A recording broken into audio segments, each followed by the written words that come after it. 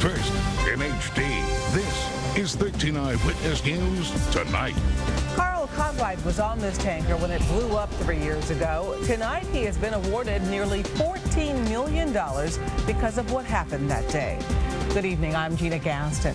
And I'm Eric Barajas in for Dave Ward tonight. While the jury sided with Cartwright, the company involved says it's not ready to pay him just yet. Eyewitness News reporter Jessica Willley is live with the exclusive interview. Jessica? Eric, it was that fire and explosion that got people's attention more than 3 years ago. Tonight, it's a multi-million-dollar verdict read in a civil courtroom behind me. Carl Cartwright was burned over much of his body, and a warning, you might find the pictures of his injuries disturbing. Carl Cartwright isn't easily excitable. Very happy. Not even on this, a life-changing day. So I'm just glad this is, finally came. Perhaps because it's been a long road to get here. The injuries took, a lot from me. Cartwright was on this tanker in April of 2007, just before it exploded. He was loading it with a flammable liquid when it ignited, but by the time he realized what was happening, it was too late. The flame already had hit me, and I was already on fire.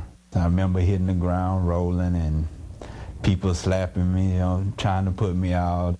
And all of a sudden, you just heard a boom and just fire, smoke everywhere.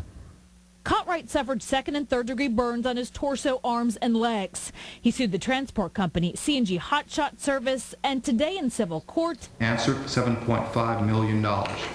A jury sided with him, awarding almost $14 million in actual and punitive damages.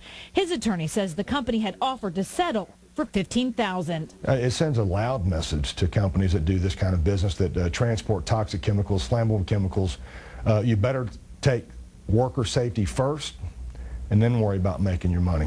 The attorney for C&G declined an on-camera interview, but provided a statement that reads in part, quote, "My clients adhere to every safety standard applicable to their businesses. My clients are deeply concerned for the safety of their employees.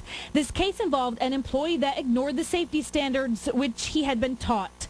Cartwright disputes that. They didn't really train us the right way.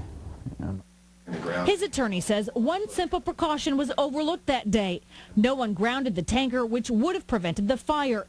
This is an example of how that's done. C&G still contends it was Cartwright's responsibility. But with the jury's verdict comes vindication, he says, along with hugs, handshakes, Just very happy and finally right now. smiles. The attorney for C&G points out that the jury's decision was not unanimous. In fact, 10 out of 12 jurors sided with Cartwright, and they did not find him responsible for this accident. Meantime, C&G plans to appeal. Live tonight, Civil Courthouse downtown, Jessica Willley, 13 Eyewitness News.